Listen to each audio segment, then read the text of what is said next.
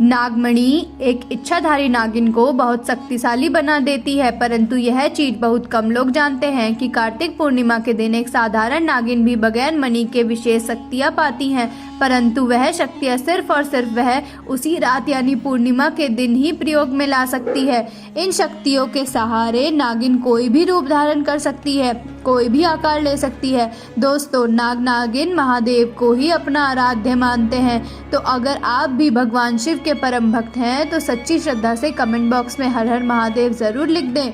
दोस्तों, यह चमत्कारी घटना उत्तर प्रदेश के छोटे से गांव लक्ष्मणपुर की है। दरअसल यह घटित हुआ लक्ष्मणपुर के मुखिया रमनलाल जी के साथ थे, परंतु रमनलाल करीब आज से पहले एक साधारण एवं गरीबी का जीवन बिता रहे थे। वह अक्सर जंगल में अपनी बकरियां चराने जाया करते थे। एक दिन बकरी चराते चराते वह जंगल के थोड़ा और अंदर निकल गए। इस जंगल में एक इच्छाधारी नागिन अपने नाग के साथ एक विशाल पेड़ के पास रहती थी। वह नागिन गर्भवती थी। शाम का वक्त था और रमन जब उस पेड़ के पास से गुजरा तो उसे वहां एक तेज चमकती हुई चीज दिखाई दी, परंतु साथ ही वह दोनों नागिन भी। वह पहले डर गया और वहां से तुरंत जल्दी जल्दी निकल गया, परंतु उस रात उसे वह चमकती चीज का बार बार ध्यान आ रहा था।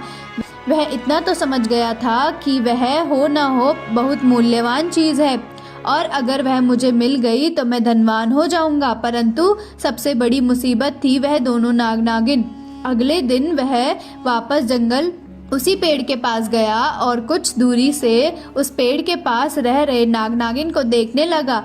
कुछ देर देखने के बाद उसने ध्यान दिया कि नागिन तो गर्भवती है। उस रात घर जाकर सोचने लगा कि अच्छा मौका होगा, जब नागिन अपने बच्चे को जन्म देगी तभी वो नागमणि चोरी करेगा, क्योंकि उस समय नागिन कमजोर होगी, बस नाग को मारना होगा। दोस्तों, कहते हैं कि अगर किसी नाग के मुंह की तरफ गोबर मार दिया जाए तो वह अपना होश खो बैठता है।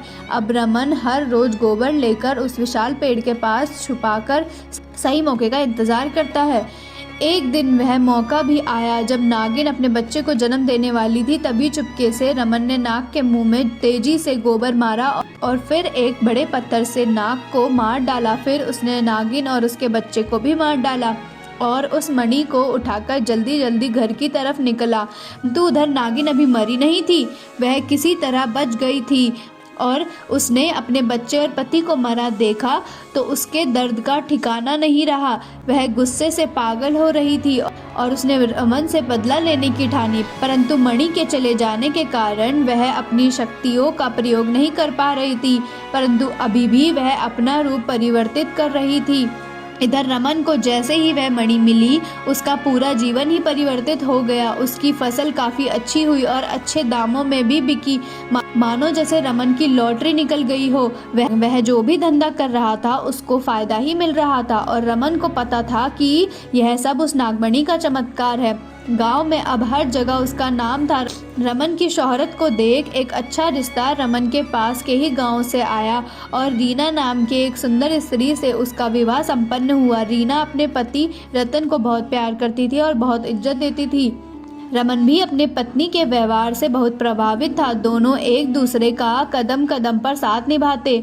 उधर नागिन भी एक पुरुष का रूप धारण कर सुरेश नाम से रमन के यहाँ एक मुंशी बन गया और रमन का विश्वास जीतने लगा। रमन भी सुरेश के व्यवहार और वफादारी को देख उसे अपने बड़े भाई के समान ही मानने लगा। एक दिन रीना अपने पति रमन के पास आती और बताती कि तुम पिता बनने वाले हो, मैं गर्भवती हूँ। यह सुन रमन की खुशी का ठिकाना नहीं रहा। उसी दिन वह खुद अपने मुंशी सुरेश के पास गया और बोला, देखो सुरेश, मेरा कोई भाई नहीं है, परंतु जब से तुम्हारा साथ मिला है तुम मेरे सगे भाई से भी कहीं अधिक बन चुके हो। आज मैं बहुत खुश हूँ, इसलिए आज मैं अपनी पत्नी और तुम्हें एक खास जगह ले जाना चाहता हूँ, क्योंकि मेरी इस दुनिया में तुम दोनों के सिवा कोई और नहीं है।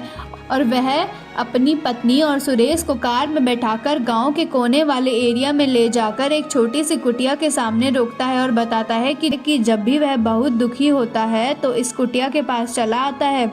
इस जगह उसको सुकून का एहसास होता है और आज तुम दोनों को मैं इसलिए यहाँ लाया हूँ क्योंकि तुम दोनों मेरी जिंदगी का अहम हिस्सा हो। दोस्तों, यह सुन सभी की आंखों में आंसू भर आए और कुछ देर रुकने के बाद वे वापस पहाड़ी से होते हुए घर को जाते हैं।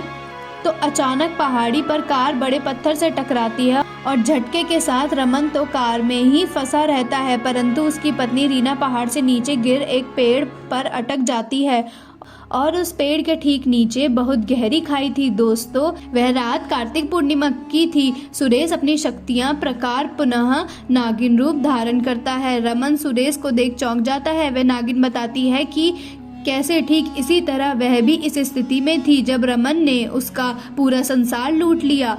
तुम्हारी पत्नी और बच्चे को मारकर आज मेरे पास बदला लेने का मौका है। रमन घायल गाड़ी में फंसा हुआ था और रो रो कर नागिन को बोलता है कि भले ही मेरी जान ले लो, परंतु मेरी पत्नी गर्भवती है, उसे छोड़ दो। तभी उस नागिन को अपनी वह स्थिति याद आती है। क्या होता है जब कोई अपना छिन जाता है, वह जिंदगी का सबसे बड़ा दुख होता है।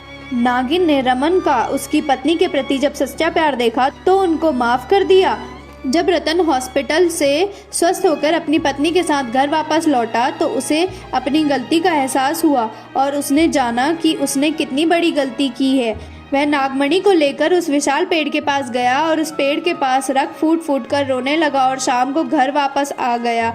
दोस्तों, कभी कभी इंसान लालच में इतनी बड़ी गलती कर बैठता है कि फिर उस गलती को कभी भी ठीक नहीं किया जा सकता, बस अंत तक पछतावा ही रहता है। आपको यह घटना कैसी लगी हमें कमेंट बॉक्स में ज़रूर बताएं और हमारे चैनल को सब्सक्राइब करें।